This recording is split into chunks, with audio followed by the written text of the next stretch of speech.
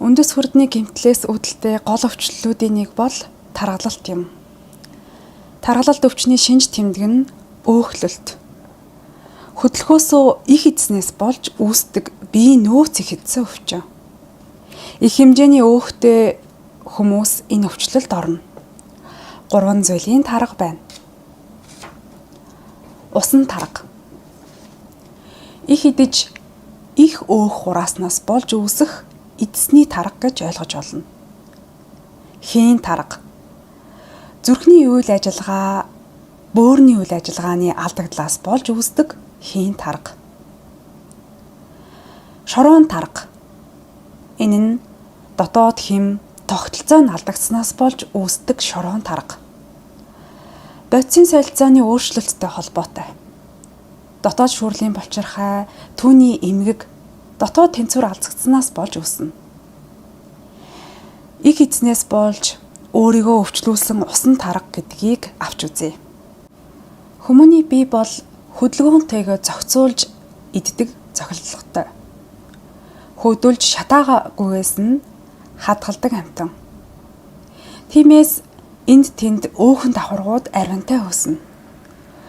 Өөх бол нэгэн цэлцэн дотор байх хүмүүний биенээс гардаг тос шүү дээ. Хүмүүний тосны нэгж бүтцэн давас, баг зэргийн сархад, баг зэргийн чихэр, ариун их уурга байна. Давас, чихэр, сархад бол усан бүтцтэй учраас хүмүүний биеэс зайлуулагдана. Таргалалтыг зогсооё, таргалалтыг өтөр арилгая гэвэл усан бүтцээ зөв болгох ёстой. Ус уугаад шээгээд байхад усан тарга хурдан зогсно.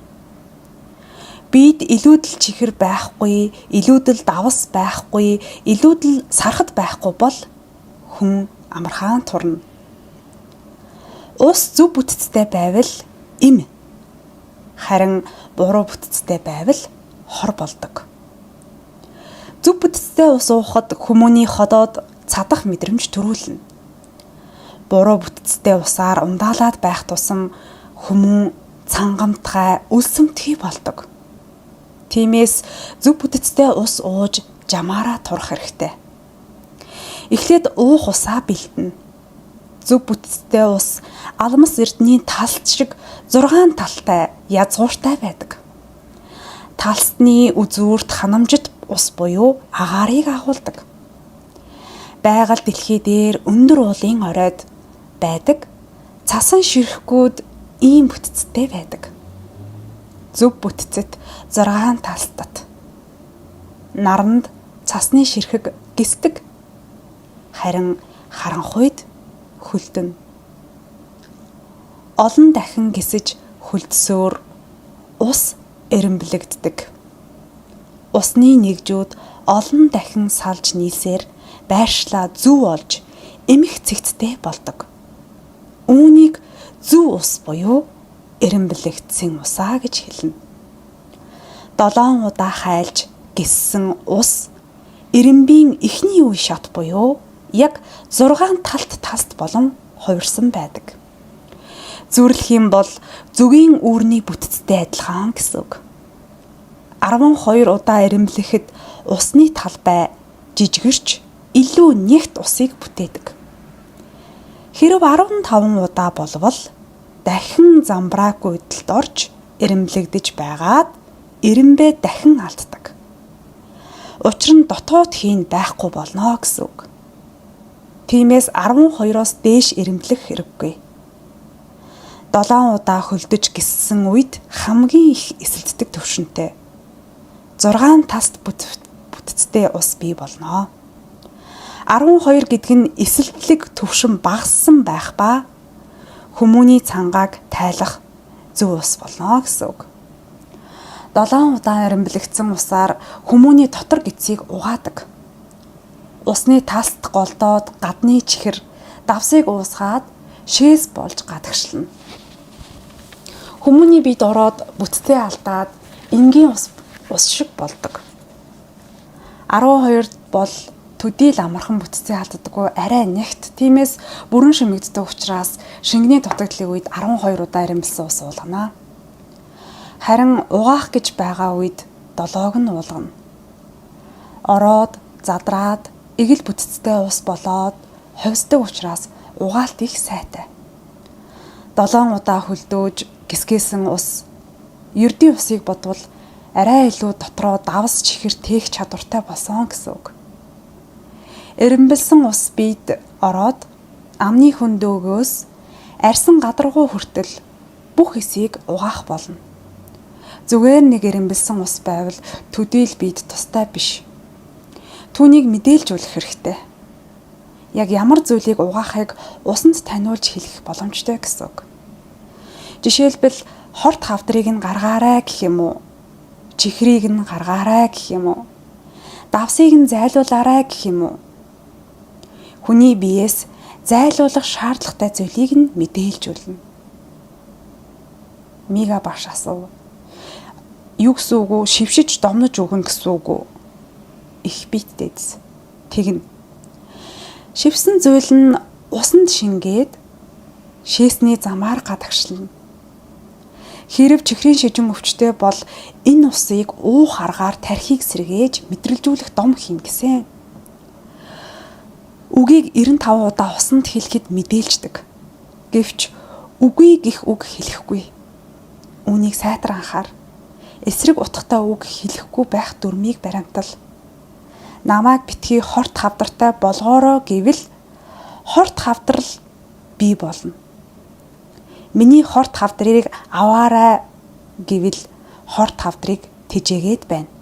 Тиймээс амнаасаа муу үгийг хизээш бүү унаг. Ерөөл шиг хэлж байж үйлчилнэ гэдгийг анхаар. Аянгат. Жишээ нь хорт хавдрыг устгахад юу гэж хэлнэ гэсэн үг үү? Их бит. Үгээ төгөлдөр болгох хэрэгтэй. Миний эсийг тэжээгээрэй гэж болно шүү дээ. Мига багш. Эрүүл эсийг гэж хэлэх юм уу? Эсийг гэх юм бол биеийн дотор чинь эмгэгтэй эс, эрүүл эс аль аль нь өвчлсөн болохоор, холилдсон болохоор их битдээдс. Миний узуур эсийг сэргээгээрэй. Миний узуур эсийг тэтгээрэй. Миний үүдэл эсийг дэмжээрэй гэж хэлэх хэрэгтэй.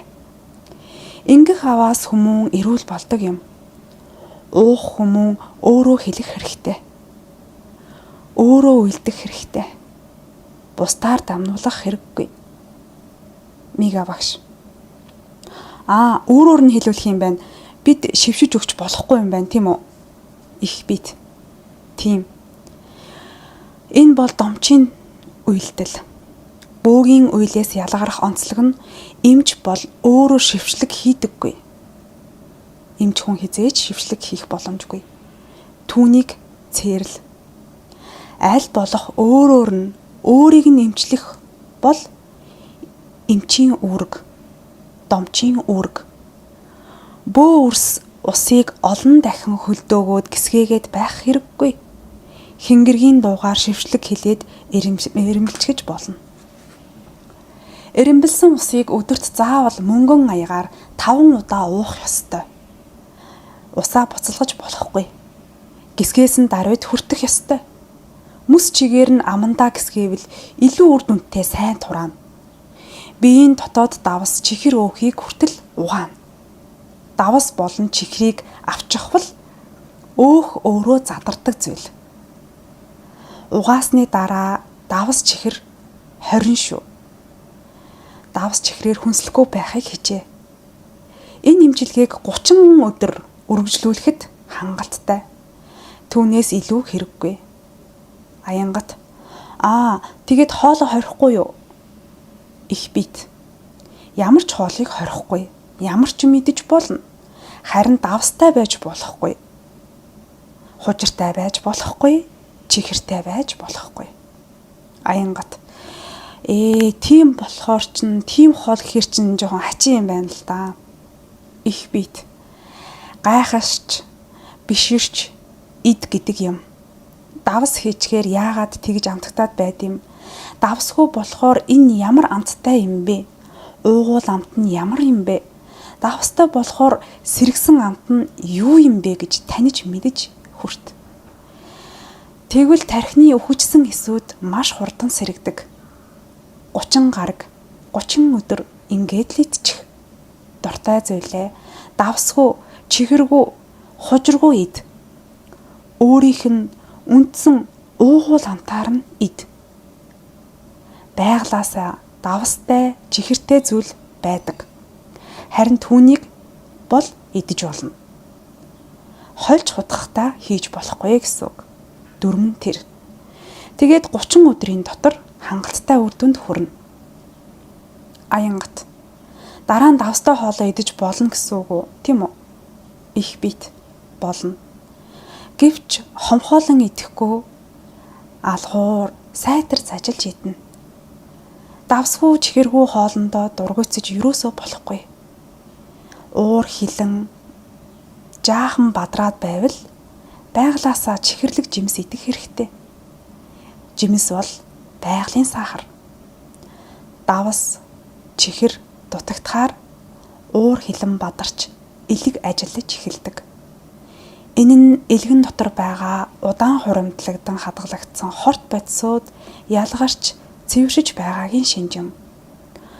Үүнийг 2 хоног төвчих аваас элэг аана эрүү сайхан болж дотор гэдэс бүхэлдээ цэвэр ариун болдог. Хинд ямар илүүдл хадгалагдсан зүйл байна бүгд ялгараад гадагшлах нь гадагшлаад хэрэглэгдэх нь хэрэглэгдээд угаагдах нь угаагдаад цохилт хэмэндээ орно. Ингэснээр дотоод эрэхтэн бүхэлдээ эрүүл болж элдэв чулуу урах цаг үт хорхой бүгдээрээ алга болно.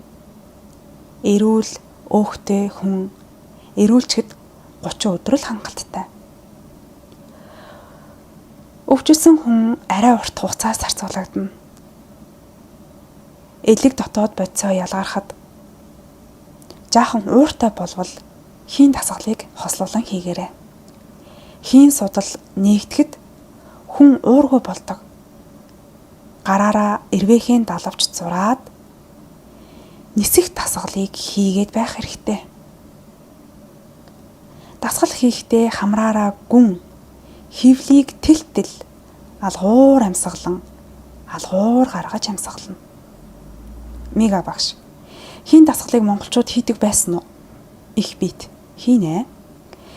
Хятадууд судлын дасгал хөвчлэн хийдэг. Бид харин уушгаа тэлэх дасгал их хийдэг байсан. Ингэвэл дотоод гэдсний үйл ажиллагаа зөв болдог. Харцгын дэвлэтэд бүжиг, цээжин хинхтгий хөдөлгөөх бүжиг гэх мэтэр бүгдээрээ хий судлыг нээдэг хөдөлгөөнүүд. Мега багш. Налуу морины явдал, жалам хар, бие биелгээ гэх мэт. Тэгэхээр энэ хийн судлын дасгал гэдэг нь улс үндэстэн бүхэнд өөр өөрийн онцлогт тохирсон дасгалууд байх нэ. Их бит. Манай улсад хүчтэй салхи ихтэй учраас судлын дасгал төдийл цогтөггүй талтай.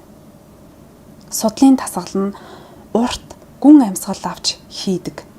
Тайван орчилд газрын суурьтай байхыг шаарддаг. Уулархаг бүстэй газрын огцом өөрчлөлттэй манай оронд бахалхын өвчин үүсгэх аюултай учраас түүний оронд уушгаа тэлж дотоод амьсгаагаа нэмэгдүүлэх дасгалыг монголчууд илүүд хийдэг байсан. Хийн таргалалт буюу хийн хаван. Хий хавантай хүмүүнд нохон хошууны цай уулгаж хий хаван хөөгөөд зүрх бөөрийн үйл ажиллагааг дэмждэг. Байнга хэрэглэхэд гэмгүй тараг сайн хүртвээс илч тижээлийг нь бүрэн сайн ахуулна. Өдөрт 2 аяга тараг, 1 аяга нохон хошууны цай ууна. Өөр янз бүрийн хоол нэмэгдэл байхгүй шүү. Хий хавн нь дэрлэх дэр, унтах хор, буруу, тухгүй, хазгай дали удаан суухаас болдог. Мөн давсанд хит дурших, хөдөлгөөнгүй удаан байж байгаад огцом хөдөлснөөс бөөрийг хамгаалах булчингууд цочирч, бөөрөнд савлалт үүсэх, зүрхэнд шим тижэл, цэвэр агаар дутагдсанаас гих мэт олон шалтгаантай үүсдэг. Хийн таргалалт буюу хий хаван гэдэг нь биеийн хийн урсгал тэнцвэргүй болж, булчингийн ширхэг цусаар биш, хийгээр хөөснөөс үүдэлтэй өвчлөл юм. Мөн үед өөхний идэд тос бус хий хурдаг. Булчинд хий хурах нь зүрхнээс үүдэлтэй. Өөхөнд хий хурах нь бөөрнөөс үүдэлтэй байх нь олон. Мөн бөөрнөөс үүдэлтэй зүрхээ цуцаах буюу цусан дах бохирыг өтөр зайлуулаагүйгээс зүрхний хэм алдагдаж хийн замбраагүй урсгал бий болоход булчингийн хийт уутан дэрүүд бий болдог. Тиймээс өвгөн би хэлдэг. Өөртөө тохирсон дэрээ дэрлээд зөв хэвтэж сурах хэрэгтэй. Хий хавантай хүмүүн хит зөөлөн юмн дээр унтах хэрэггүй. Газарт 3-4 эсхий гудас давхарлаад унтахад болно. Ингэвэл бөөрийн үйл ажиллагаа тэтгэгдэн хаван хурдан буух боломжтой болно. Эдээ удаандаа өглөөс ирээд нэг аяга тараг. Унтахынхаа өмнө нэг аяга тараг. Үдийн хоолныхоо дараа нэг аяга нохон хошууны хандмал цай уугаад л болно. Өөр янз бүрийн байхгүй. Хийн дасгал буюу зүрхний дасгалуудыг давхар хийж байвал илүү хурдан нөлөөтэй. Даралт ч хурдан бууна. Нурууны нуглан буруу дэр, өндөр дэр, халуун дэр гурваас болж гэмтдэг.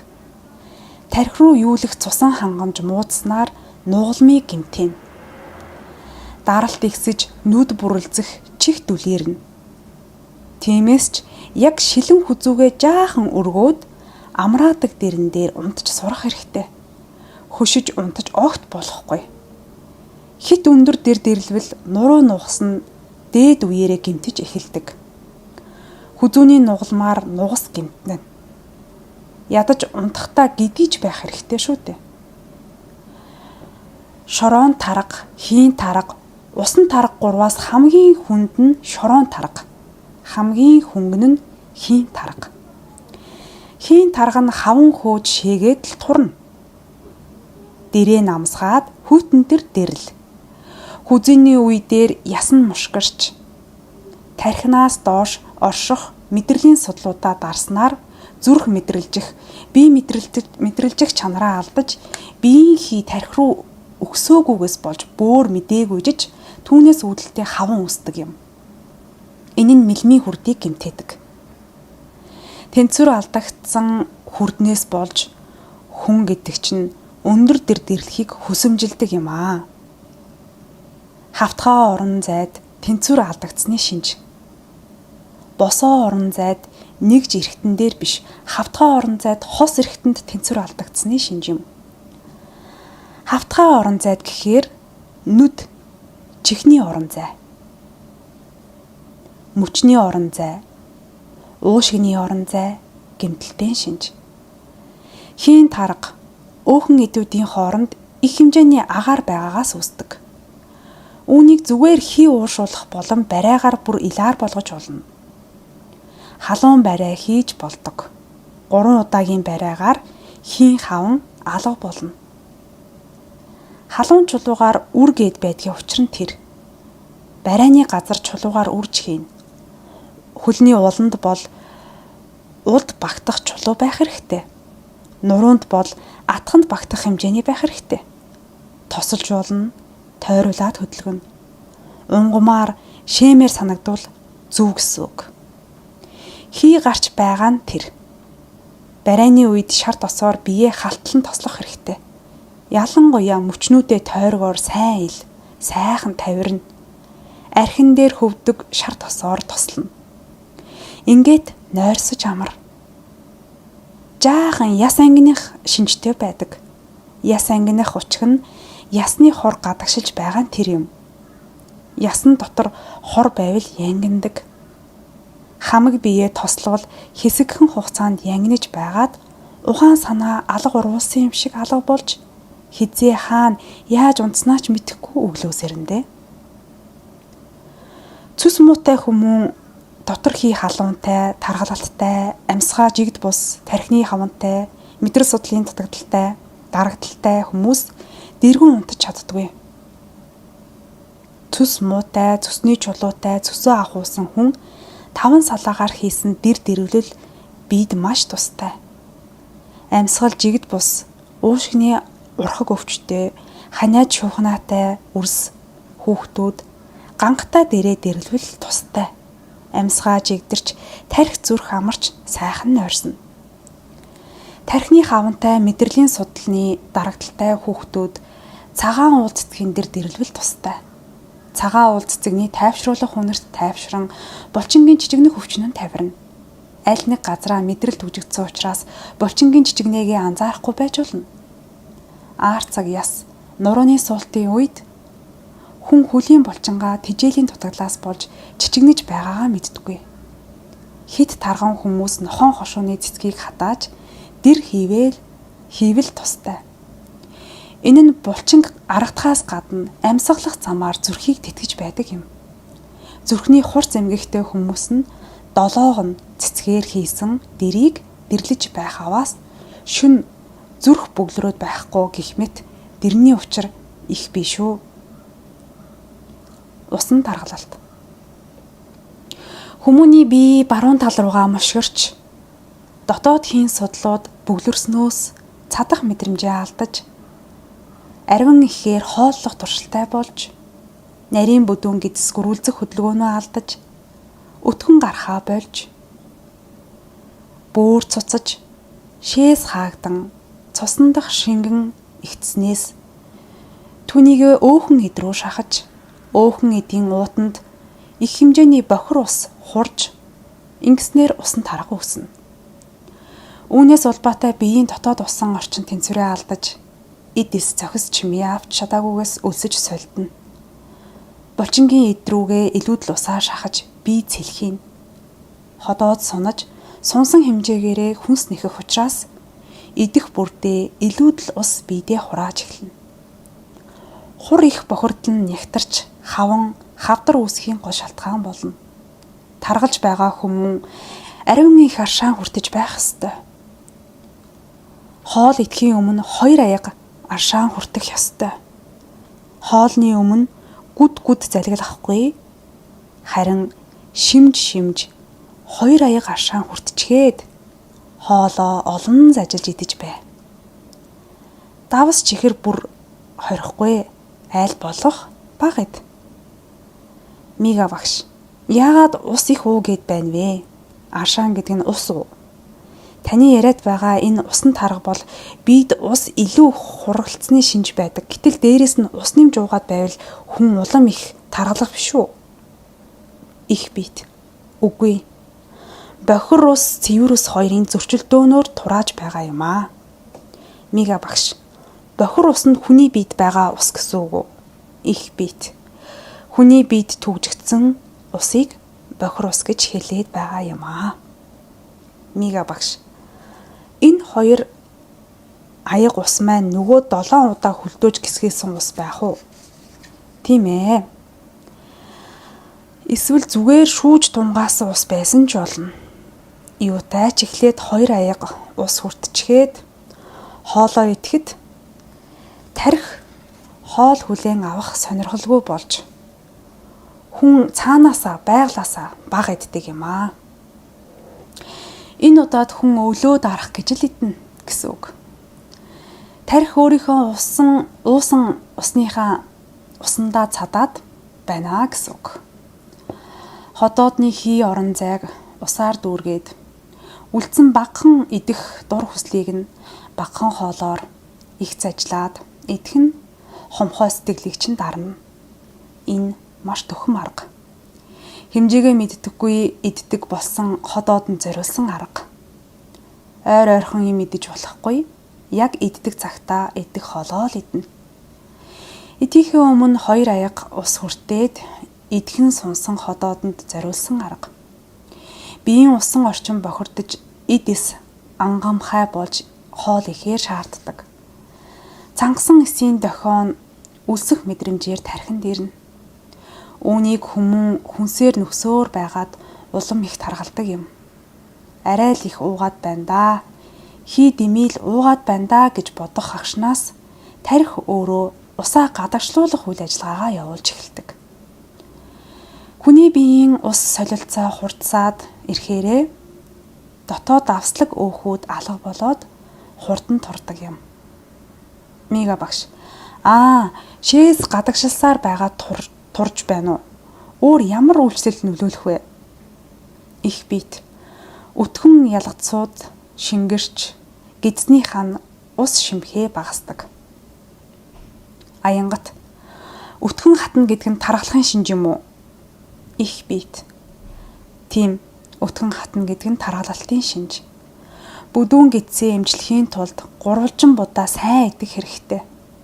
Хальсанд нь байдаг бодисууд бүдүүн гидсний аршаан ихээр сорхыг багасгаж илүү хөдөлгөөнтэй болгодог. Хүлс их гарна, шүлс их ялгарна. Түүнээс гадна бүх булчирхайнууд идэвхтэй ажилдаг учраас дархлаа сайжирна. Их ус хүртснээс 2 дахь 7 хоногт унтахынхаа өмнө 1 жүнз шимийн архи хүрт. Жаахан хатууфтар байхтай сайн. Учир нь бие ихэд тамирцдаг тул биед байх ёстой сархтын хэмжээг сэргээж биеийн дархлааг дэмждэг юм. Игтүүлж бас багдуулж болохгүй. Яг л 1 жүнз уун. Жүнз нь 10-аас 30 грамм гэсэн үг. Энэ нь өөхний гаднах хальсыг нэмэрүүлдэг сайн талтай. Хэрвээ игтүүлж уувал болдоггүй юм шүү. Мига багш, биеийг нь харж мэдхээс гадна өөрөөр усны илүүдлийг яаж мэддэг вэ? Их биет. Танихд амархан. Усан хаван, арьсан дээр бижрүү, овон товон үсгдэг. Жигд биш тархалттай, захын мэдрэл муу болдог. Арьс язардаг. Дотоод эртний үйл бүрэн алдагдаж хөөгөөд зүрхэн зогсчих шиг сандаргадаг хүмүүс байдаг. Тийм хүнийг 15 хоног дотор хурдан тураах шаардлагатай. Эхний 3 гарагт бие гэдэс дотроо угааж цэвэрлэнэ. 3 өдөр баг малын гүзээ чанаж идээд 7 удаа хөлдөөж гисгээсэн усаа хүртэнэ. Өдөрт 5 аягийг шимж ууна. Гүзээгээ сайн зажиж идээд шүлийг нь уугаад байхаар дотоод гэдэс угаагдана. Дараа нь зулаанаасаа хөл хүртэл бүх биед нь шар тосон барай хийж өгнө. Үений давсчлтыг арилгах хэрэгтэй. Эхлээд биеийг нь сайхан халааж, булчинг нь зөөллөн суллах иллэг хийнэ. Дараа нь биенийхэн чилээг гаргаж барай хийнэ. Биеийн чилээг гаргасны дараа бие нь сайхан тавираад ирэхээр нь босгож байгаад 2 хөл дээр нь амьсгааг нь гартал үсэргэнэ. Дахиж хөвтүүлээд биед нь татлах хийж захын мэдрэлүүдийг нь сэргэнэ. Мига багш, яагаад амьсгааг нь дээрдүүлж байгаа юм бэ? Их биет. Арьсан завсраас хий гүйлгэж байгаа юм аа. Энд тэнд бүглэрсэн хий нь аяндаа гараад ирнэ. Зүгийн балтай татлах хийх нь хий орон зайг суцтай нь холбож өгөх зорилготой. Өөхөн идүүд завсраа суцтай болоод ирдэг. Өөхөлж хавгансан захын мэдрэлийн орон зайн урсгалууд сайжраад ирнэ. Инхээр турах сувг нь үтэр нээгднэ гэсэн үг. Барай хийсний дараа биеийг хөлрүүлэхэд тустай дасгалууд хийлгэнэ. 2 цагийн турш дасгал хийлгэнэ. Энэ бол дотоод эрхтний үйл ажиллагааг сайжруулах гэж бодисын солилцоог идэвхжүүлж биеийн дотор хийг төрүүлэн шахан гаргах арга. Дараа нь амрах хэрэгтэй. Амрахтаа хэвтэж болохгүй. Тэгш суугаад бодож, бясалгаж, тархиан амрааж суух хэрэгтэй. Суугаараа унтах гэсэн үг. Бие, амьсгаа, нуруу тэгш хэмд байгаа хэрнээ тархи унтах ёстой. Тархийг амраасны дараагаар дахиад биеийг хөдөлгөнө. Энэ удаад зөөлхөн, хөнгөн, гулсах мэт могойн хөдөлгөөнүүдийг хийлгэнэ. Гүйдлийн шар судлууд, мэдрэлийн нуусны судлууд нээгдэнэ. Ам цангавал аршаанаа хүртээд хөдлөөд л байна. Ийм замаар маш хурдан турж болдог. Нэг өдөрт 4 дасгал хийж 3 цаг барай хийлгэнэ гэсэн үг. 7 хоногийн дотор хангалттай хэмжээнд турчдаг. Биед бүх судсанд байсан хорууд гадагшлана. Судсанд байсан хорууд гадагшлахаар нөгөө биед тэтгэдэж байсан элдв ургацаг, гаж эсийн тогтолцоо, үржиж байсан амтэн зэрэг нь алга болно. Үүнийг заавал эмчийн дэргэд, домчийн дэргэд хийнэ. Зүрхний элдв уужиг гарах магадaltaй учраас тэр. Тархи руу хит их цус очсноос нарийсан судсууд бас нүдний судас хагарах аюултай. Тиймээс толгойн бааданг заавал байлгаж байх ёстой. Тэгээд аль болох зөөлөн хөдөлгөөн хийх ёстой. Ингэж тураах аргаар 14 хоногийн дотор хит бүдүүн хүнийг зүрхний шигдээс болохоос өмнө аврах боломжтой. Зүрхний эмгэг илэрсэн хүнд хийдэг. Аянгат таргаснаас болоод үхдэг хүмүүс бас байд юм уу? Их бит байн шүү дээ. Тийм хүн биеэ хөдөлгөж чадахгүй саажилтанд ороод захын мэдрэлүүд нь хөшиж хавгнаад биеэж даахгүй болчихсон хүмүүс байдаг юм аа. Ингэж биеийг нь чөлөөлөөд өгсний дараа идээд хөвтөөд байх биш.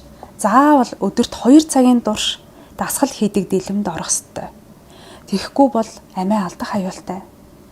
Биеийн чөлөөлөгдөөд судлууд нь нээгдээд ирэхээр хүн өөрөө дасгалаа хийх чадвартай болоод ирнэ. Иймд хөвтөөд байх биш, хөдөлгөөд л байх хэрэгтэй. Хүмүүний зөв дадал хөдөлгөөний тухай дараа дурдъя. Шорон таргалалт. Үндэс хүрдтэй хамсан үржихэн хүрд гэмтвэл яс эмших өвчин үүснэ. Шорон махбодын таргалалт буюу булчингийн эд язгуур хэм шинжээ алдаж дотоод шуурал булчирхаан хороос улбаатай өөхөн эдийн хайсанд их хэмжээний булчирхаан хор хурах өвчин байна. Энэ төрлийн тарга хөдөлгөөн болоод барай засалд турдаггүй өвчин. Эр хүмүүн эм хүмүүн шиг эр хүмүүн шиг болж өөрчлөгддөг. Мега багш. Гадаад байдлаараа юу? Их бит. Тийм ээ. Мега багш. Эр хүн эм хүн шиг болно гэдэг нь эм махтай болно гэсэн үг үү? Их бит. Тийм. Өөхлөлтийнхөө хувьд царай зүс, үс, зан ааш бүхлээрээ өөрчлөгдөнө. Идэж хэрэглэж буй бүх зүйлийг солихгүй бол даамжрах аюултай. Мега багш. Эм хүн шиг ааш авиртай ирчүүд чинь тийм учиртай байна гэсэн үг үү? Их бит. Тийм ээ. Идэж байгаа хүнснээсээ болж тийм болдог. Бие махбод ердийн хүн шиг тэр хүнсийг хүлээж авахгүй илүү эмгтээлэг шинжийг нь хүлээж авдаг. Аянгат мемтэй бодно гэсэн үг үү? Булцаасан булбрав цулцгар таргай хэлээд байна уу? Их бит. Тийм ээ. Мега багш. Эм хүмүүн иршин гэхээр гүжирмэг эр хүний хийдэг ажлыг хийдэг эмэгтэйг хэлээд байна уу? Хөх хадын гаршиж алга болно, хөхөнд булчин суудаг юм уу? Аянгат булчинлаг эмэгтэй болох юм уу? Их бит. Зүгээр нэг булчин биш. Хөх алга болж эр хүмүүн шиг болно. Биеийн томроод хөхн хатин гаршаад хоолой нь бүдүүрээд ирдэг. Ийм таргалалт байна. Засахад маш хэцүү. Шорон таргыг засахдаа эхлээд хоолоо сойно. Хэрэглэж байгаа бүх хүнсийг нь хориглох ёстой. Тэгээд давмгайлаад байгаа хүйснийх нь эсрэг хүйсний малын махыг иддэг юм. Аянгат дотоод хэм өөрчлөгдснөөс болж гин үү? Их бит. Тийм ээ. Дотоод хэмийн өөрчлөлт. Одоо цагт ирчүүдэд элбэг үзэгдээд эмэгтэйчүүдэд ховор үзэгдэж байгаа. Энэ нь хүнснээсээ болно. Дээр үед бол мал малганаасаа болоод хураг тугалны засаа их идснээс болж эмэгтэйчүүд иршүүд бол хандлага илэрдэг байсан бол өнөө цагт шахмал эм тангаас болоод эмэгтэйлэг шинжүүд ирчүүдэд их болоод байна. Мега багш, түл малын төмсөг засаа идээд нэмэр болох уу? Их бит. Ирчүүдэд нэмэртэй. Гэвч заавал хөдөлгөж хөслөх хэрэгтэй. Хөдөлж байж эдсэн зүйлийн шимийг булчин махандаа шингээдэг. Хөдлөхгүй бол шингээх боломжгүй гэсэн үг. Энэ таргыг хоолтой хансан зөв хөдөлгөөнөөр засна. Энэхүү хөдөлгөөн нь булчин шүрмсийг засах хөдөлгөөн биш. Дотоод эрэхтэн булчирхайг өдөөх хөдөлгөөн байдгаараа онцлогтой. Мега багш, ирчүүдийг бол хөдөө мал малтай, адуу малтай ноцолдуулах юм байна мөн үү? Их бит. За түлээ хагалуулж болно. Түлээ хагалахад эр хүмүүнийг өдөөх сугны, цавны, мөн залгуурын булчирхаанууд идэвхтэй хөдөлдөг. Учир нь эмшээд байгаа ирчүүд сугны булчирхаа нь унжсан байдаг. Өрөвсөл нь үүсэж үнэртэй болсон байдаг. Мөн цавны булчирхаа суларсан байдаг. Залгуурын булчирхаанууд хороо төгжээд яс руугаа илүүдлээ гаргах шинжтэй болдог. Иймээс хүзүүгээрээ таргалсан мэт харагдана. Давхар ирүүнж нь. Мега багш.